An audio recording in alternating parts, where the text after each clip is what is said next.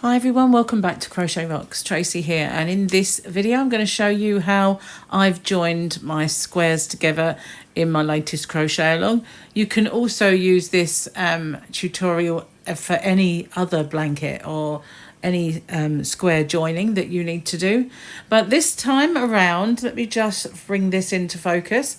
I have chosen to use my favourite ridge join. Now, I do my ridge join a little differently to some.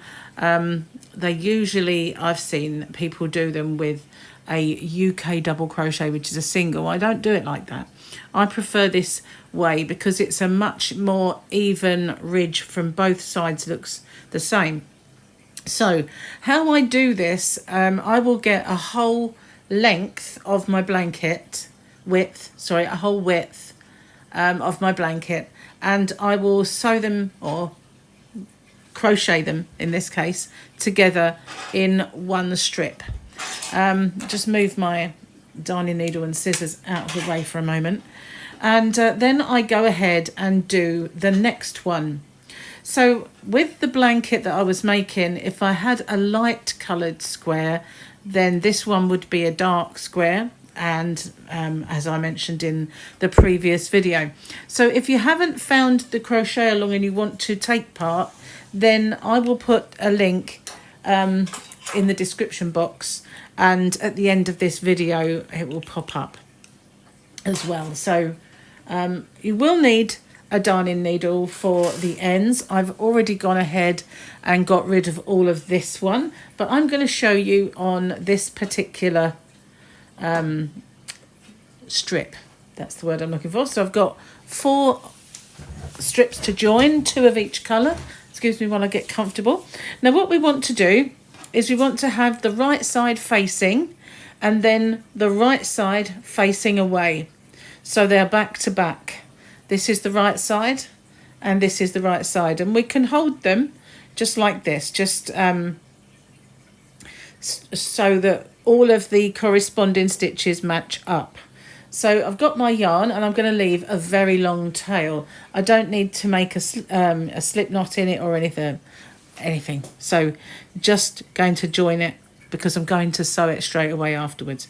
So you want to start in the very center stitch. So there's the first one and there is the second one. So you can see it just at the corner there, just at the left side of the corner. And then you want to find the corresponding one on the other. So there we go, it'll be this one because there's our 3 stitches. And you put your hook through both loops of each. Now I'm going to leave a very long tail because it's so much easier to sew in at the end, and just bring up a loop. Now we're going to go in each stitch along in the corresponding stitches, and we're going to do a slip stitch in every single one. Now you don't want this tight. You want to make sure that it's a nice even tension all the way along. It's much easier when you don't have a camera in between. Let's just go down a little bit and zoom a smidge so that you can see what I'm doing. So it's easier just to hold them together and then just pop your hook through the 4 loops, 2 loops of each stitch, yarn over and slip stitch. As I said, not tight, and then do the same thing in exactly every single stitch all the way along to the other end. And you want to make sure that you finish in the same stitch that you started. So the middle stitch, sometimes it will take you to this one, and that's fine because when you pull your yarn through it works out fine. So we're just slip stitching in each one. So for now I'm going to just join them in the strip that I've shown you. Be careful you don't go, I was almost going to go through there then. You just be careful you are going through just the 2 loops at the top of each stitch. And slip stitch all the way along. Nice, and I won't say loose. I won't say tight, you know, they're not, you don't want them tight. It will pucker if and pull if it's tight. But just a nice even tension all the way along. Okay, so we're going to do the same again in a moment with the other two, and well, I'm going to do them one by one. I will show you when I get to the end, and then I'll show you what I do next. So we're nearly there.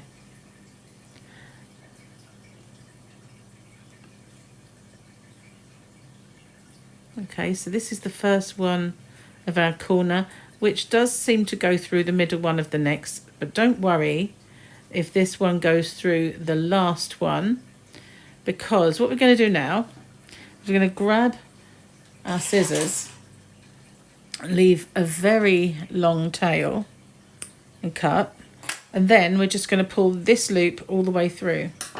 Now I'm going to leave it there. What I did with this one was I joined them all and then I sewed them all. So that's exactly what I'm going to do again. So I'm just going to leave these two ends. They're not going to come undone. They're nice and long, really long tail. I'm still zoomed, aren't I? There we go. So yeah, we've got a nice long tail on each. So it's not going to come undone or anything. So now I want a dark one, following my pattern of dark, light, dark, light. So again, I'm going to find that middle stitch on both of my squares, and I'm going to get a very long tail. It doesn't have to be mega long. I just like to leave it very long because it makes sewing in and burying the ends a lot easier. Not great if you're playing yarn chicken, I know, but thankfully I've got rather a lot of this white, didn't need so much of it. So we're going to do the same thing again, go in every single one, both loops, and do the slip stitch. So as this may be a little boring just watching me do this over and over again, I'm going to pause the video and I'm going to catch up with you once I get to the end here. Okay, so I've got all the way along. I'm going to cut a nice long tail and again just pull that through. Now I'm going to go ahead and attach my last pale light coloured, I'll say pale, light colour onto this one. Now it doesn't matter which one you start with and which one you finish with, because you always get dark light, dark light. So if you have a dark and a dark, you just flip them around, one around, and it'll be dark light. It sort of works out really nicely. So I'm going to join this one, and I'll come back to you again once I've done that. Okay, so now I've gone all the way along. I just need to sew in these ends. So I will do one with you and then I will pause it and do the others and come back once it's all done. Okay, so the beauty of leaving this lovely, lovely long end is that we will have no trouble at all sewing them. So what I need to do, because we'll never get this completely flat and straight, because you know the nature of the square is it rounds. So what you want to do is you want to go back through this same stitch, but you want to catch some of that yarn. So if you go back through it, you might just undo your stitch. So you're going in to that, but you are catching it. So then we'll turn our work, and we want to do the same with this, because this side, as you can see, this part of the stitch is a long way. If you pull this tight, that's still quite a way from it. So what I like to do is catch a little bit of that yarn and just bring it back up. Okay, and then I will make almost like I'm sewing a stitch, but I'll leave it there, come back through that loop and pull it tight, and then all I have to do is bury it. Just bear with me 1 second. Really sorry about that, that was the postman. So all that I need to do now is bury this. So I will go down and through some of these stitches, but before I go all the way, I just make sure I can't see that and it's not visible. So Now that's buried in there. And what I do now is I catch a little bit of this downward post and go back through again. And it buries. And I do the same again. I split this post, just leave a little bit behind and go back, whoops, the other way. And it buries. And then I can just cut it off. That's it. And I'm going to do that with every single one of my ends. You've seen one, so you don't really want to see me do another 1, 2, 3, 4, 5. So I'm going to do that, secure my ends, and then I'll come back and show you how I attach my strips. Right now, so this is what I was talking about before. So if you have a light coloured one here and you have a light coloured one here and the darks are together, you just have to flip this one around if you've done 4, because that way they then match. That's what I was trying to explain. So now I have my 2 strips. Now my last one that I did, I deliberately didn't pull it. So what I normally do is I go and tug these here just to make sure they are the same kind of, like, they're not pulling it down in any way, they're in the right shape. Okay, so now I just do what I've done along these edges along this long stretch. But we have to be mindful, because when we are joining this, we want those two to match up. So if you would rather do it, then by all means pop a stitch marker in there just to keep those together in the right places, if that makes you feel more secure doing it. But what we're going to do is we're going to do it exactly the same way. We're going to join in this corner. Now that's a knot one, you know, where it ended off, so it's not really happy about me getting into it. Of course it would be, wouldn't it?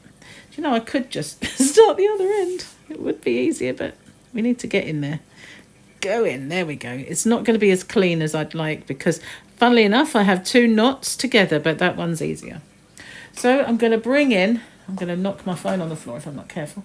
I'm going to bring in my yarn. Again, lovely long tail, because we're going to secure that at the end. And this might, oh, it came through quite easy, that's all right. And then we're just going to do the same thing. We're going to do our, just pull it through there. Because of the knots, it was a little a little tighter. But just through the 2 loops, exactly the same, and securing it in a nice long strip rather than just one square. Like I said, we just need to make sure that we keep these together. Now, should you find that you've gone a little bit out of alignment, I don't undo it. What I do is, for instance, if I'd gone wrong here, I would go in the next one, but I would go back to the previous one and then just go back into it. It doesn't really show. So if you have gone wrong, don't worry, don't undo it, don't stress, just, you know, I hate the word, but bodge it, really, because, you know, it doesn't show. It really doesn't, if you've gone into that one possibly twice. Now, it's so much easier when you don't have a camera between you to actually do this, but the strip is quite heavy, so it's harder for me to show you with the camera in between. But we're going to go along. We're not going to make it tight so it puckers and pulls. We're just going to keep our tension free, but not baggy, obviously. We don't want it too loose. Just a nice, even tension. And I am making sure that I was on the camera. I was starting to worry then that I might have deviated. But, yep, you just go all the way along. And hopefully I've not gone wrong. And my 2 strips will meet up nicely. But if not, then at least you'll get to see what it looks like if I do go through one twice. It doesn't notice. Done it many times, because I'm someone who hates to frog, and if there's a way around it, I'll find it. So it's staying nice and in the right line at the moment, which looks, no, bodes well, doesn't it? Let's keep that going. Don't worry, I won't be doing the whole strip on camera. I just really want to get to this join. Okay. It's very fiddly with the camera between. Goodness gracious. There we go. So here we are. Has it met? No, it hasn't. So I can go through the same one twice, and this will show you. Now it has met up lovely. I will show you in a second just how simple that looks. Now I'm going to try and go in to the part between my joins. Sometimes it depends how I've sewn it. If it's too tight, I'm going to sneeze. Do apologise. Hang on. Sorry about that, but that was a big sneeze. Good job I paused it. We've blown you away. Okay, so then we just go over that. Hopefully it's the last one. It's always at the wrong moment that you've got a sneeze coming, isn't it? Right. Okay. We've gone past it now, so I'm going to pull that nice big loop, and I'm going to show you that you can't see it. You cannot see where that was. It just looks exactly the same. But you need to make sure that this meets up so that your crisscross is perfect. Okay. So just carry on going all the way along. And as I said, if you've got a little bit out of alignment, make your little correction by going through the same one. If it's this side, the same one, and the next one on that. If it's this one that's out of a line, you go through the next one on this and go back to the previous one on that. It's ever so easy. It's really easy. I love this join. It's my favourite join. Sometimes the blanket you're making, or the project you're making, I should say, wouldn't look right with a ridge, and you need to do either the invisible mattress join, which I do have a tutorial for, which I adapted from the knitting, or you can just do a whip stitch, obviously, but this is absolutely my favourite join. So I'm going to carry on all the way to the end, drop my scissors on the floor, and I'll catch up with you once I get to the end. Okay, so I've done my very last stitch, cut my yarn, I'm going to pull that out, and now all I have to do is to secure both of these ends. I don't feel like there's any need to make a slip knot or any other kind of knot that will kind of be bulky, and it's easy just to sew the ends in, to make one with a darning needle and sew the ends in. And so that's how it looks, nice and straight with the crosses. And just keep adding your strips until you've done all of them. So if you're making the same as me, I think that's 20 squares, as I remember. But if not, just keep adding until you've done that. And then I will catch up with you on the next video, which will be my border, which you can either do the same border as myself, or you can put whichever border you would like on it. But I will see you then. Thank you for watching. As I said before, if you haven't already, don't forget to hit the subscribe button and the notification bell. Bye for now.